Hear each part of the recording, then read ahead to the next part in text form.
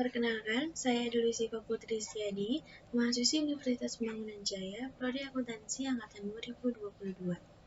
Jadi, saya akan menjelaskan mengenai analisis data primer yang menggunakan aplikasi SPSS.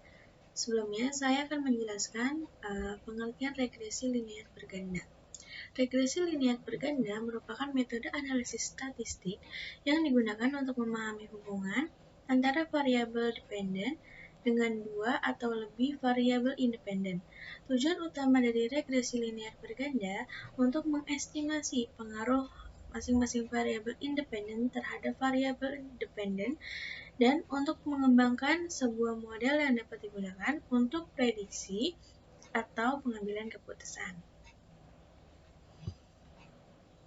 Baik, selanjutnya di sini saya akan menjelaskan bagaimana cara melakukan pengolahan datanya. Nah, sebelum memulai pengolahan data pada aplikasi SPSS-nya ini, di sini saya sudah ada tabulasi datanya. Di sini sudah ada beberapa sheet, masing-masing berisi variabelnya. Di sini ada variabel Y, variabel X1, X2, X3, X4, dan di sini saya buat satu sheet. Ini merupakan kumpulan dari variabel Y sampai X4, tetapi tanpa skor. Jadi ini tujuannya untuk memudahkan saya nantinya untuk meng-copy paste dari sini, dari Excel ini ke aplikasi SPSS nanti.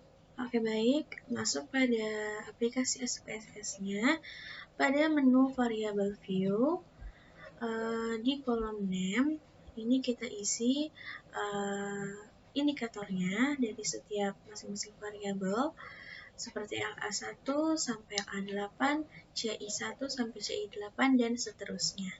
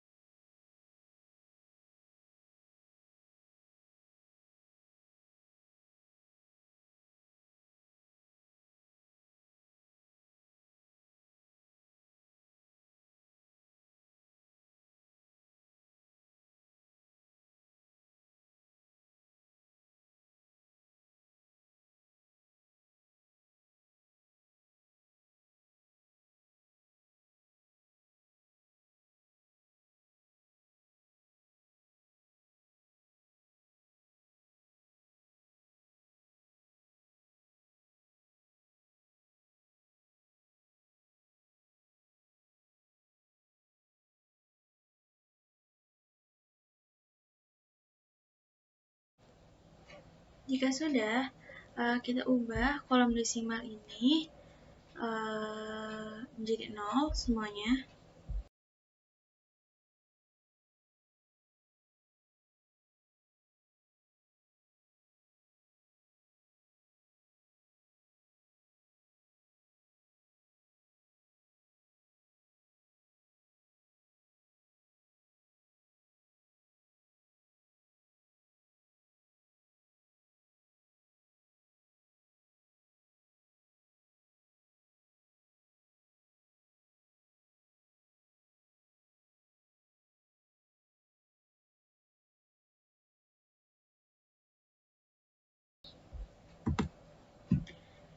Jika sudah, kita juga mengubah measure-nya jadi scale.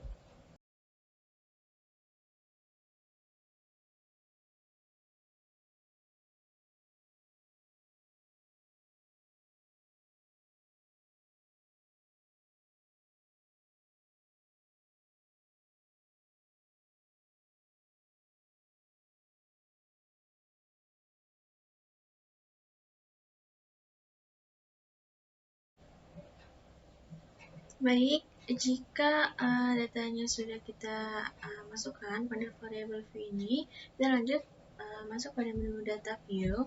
Di sini kita copy sheet yang saya buat terlebih dahulu ini. Kita copy dan kita paste ke sini. Kemudian dicek, jika sudah semua, berarti data sudah terinput. Baik, jika sudah kita import semua data-datanya ke dalam aplikasi SPSS ini, selanjutnya, yaitu seperti yang saya sudah bilang tadi, saya akan melakukan pengujian instrumen terhadap data ini, yaitu uji validitas dan juga uji reliabilitas. Langkah-langkahnya itu pilih menu Analyze, kemudian Scale, dan pilih Reliability Analyze. Kemudian pilih LA1 sampai 8, kemudian pindahkan ke Items, kemudian klik Statistik, kemudian checklist Scale It, Item Delete, dan juga Correlation di checklist. Kemudian habis itu kita continue dan oke. Nah, di sini muncul hasilnya. Pada bagian item total statistik, kolom corrected item total correlation. Jadi, isi dari atau nominal-nominal dari corrected item total correlation ini harus lebih besar dari R-tabel. R-tabel dari data yang saya miliki ini yaitu sebesar 0,1966. Jika dilihat di sini, LA1 dan LA4 memiliki nilai atau nominal yang kurang dari R-tabel. Dengan begitu, LA1 dan LA4 dapat dikatakan tidak lolos uji validitas atau tidak valid. Dengan begitu, variabel tersebut harus dihapus. Selanjutnya yaitu pada tabel reliability statistik pada kolom converge alpha di sini tertera 0,648 yang berarti bahwa nominalnya lebih besar dari R-tabel, sehingga dapat dikatakan datanya reliable atau lolos uji instrumen reliabilitas. Baik, tadi kan sudah melakukan pengujian instrumen terhadap data, yaitu uji validitas dan uji reliabilitas. Sekarang yang saya akan lakukan yaitu melakukan analisis deskriptif. Dengan cara ini masih tampilan baru, kemudian kita masukkan indikator-indikatornya saja.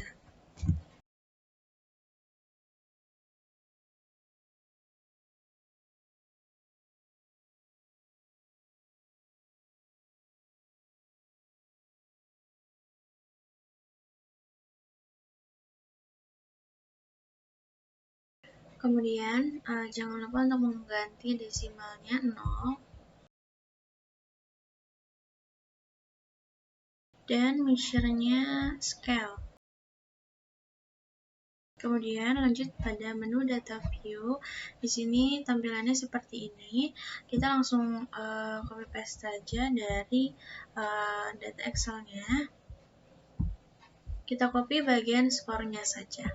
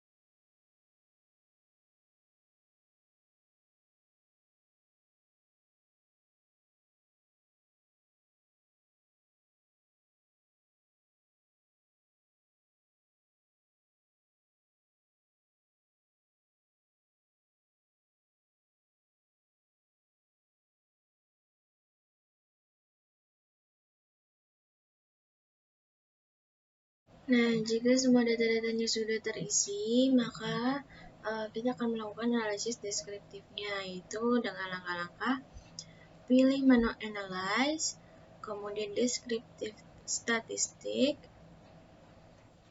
Kemudian pilih yang deskriptif. Kemudian pindahkan semua variabel ke sebelah kanan ini, masuk ke dalam kolom variabel ini. Kemudian klik option. Kemudian kita checklist mean.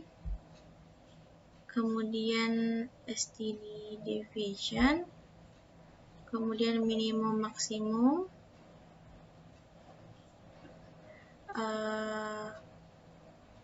Kurtosis dan skewness, dan juga variabel listnya. Langsung continue dan oke. Nah, di sini ini muncul tabelnya. Baik, selanjutnya saya akan melakukan uji asumsi klasik, yaitu uji normalitas dan uji heteroskedasisitas. Untuk yang pertama saya akan melakukan uji normalitas. Langkah-langkahnya yaitu kita pilih menu analyze, regression,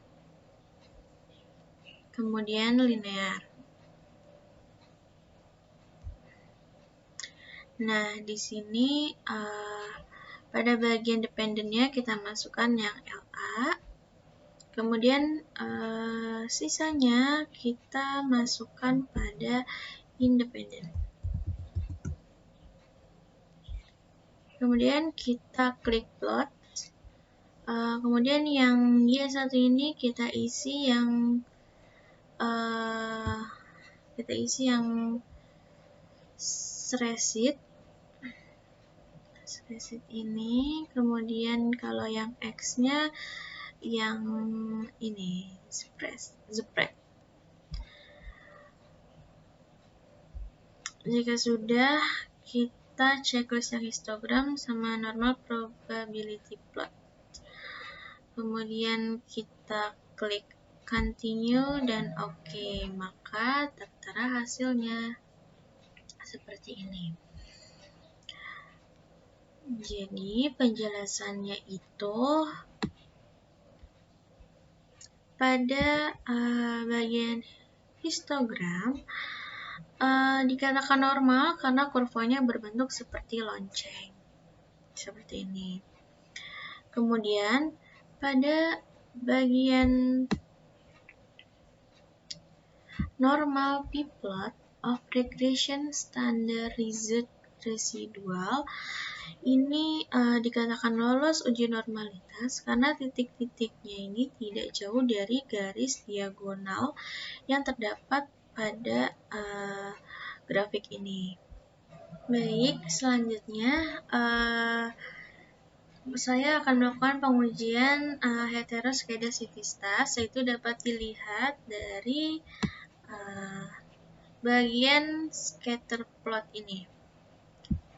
Nah, jika dilihat dari scatter plot ini, titik-titik ini menyebar dan tidak membentuk pola tertentu, sehingga dapat dikatakan bahwa variabel ini lolos uji heteroskedasisitas. Sekian penjelasan dari saya, kurang lebihnya mohon maaf. Terima kasih.